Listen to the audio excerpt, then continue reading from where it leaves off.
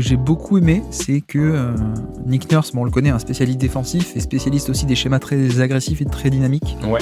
Et j'ai trouvé un Embiid dans un rôle vraiment de roamer, comme on dit, de safety défensif, qui n'hésitait pas à abandonner Brook Lopez, qui pourtant est un shooter respecté et respectable.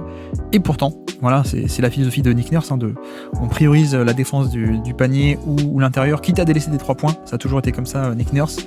Et là, voilà, là on a eu exactement ça. Et donc je vais suivre ça parce qu'effectivement, ce rôle un peu plus libéré, on va dire, de Joel Embiid, où c'est pas grave si vient aider à l'intérieur, vient intimider, vient faire des aides, et il en a fait 7 ou 8 que j'ai relevé hyper impactantes, où il vient aider en deuxième rideau sur Antetokounmpo, il vient annihiler plein d'actions, il vient défendre le panier, même empêcher des tirs, et d'ailleurs notamment sur Giannis, comme je disais, mais c'était très positif et j'ai hâte de le voir pas mal dans ce rôle un peu plus libre, on va dire.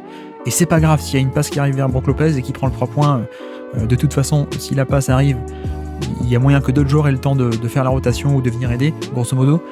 Donc assez content sur cet aspect-là. Il y a une fois en fin de match sur un 3 points un peu clutch où justement Adrian Griffin fait un bon play call, on va dire, et justement il fait un petit système en sortie de temps mort ou pas loin, où justement il fait remonter Brook Lopez un peu de manière scriptée pour contrer, et ça donne effectivement un 3 points. Donc c'est pas un système infaillible évidemment, mais j'ai beaucoup aimé ce côté.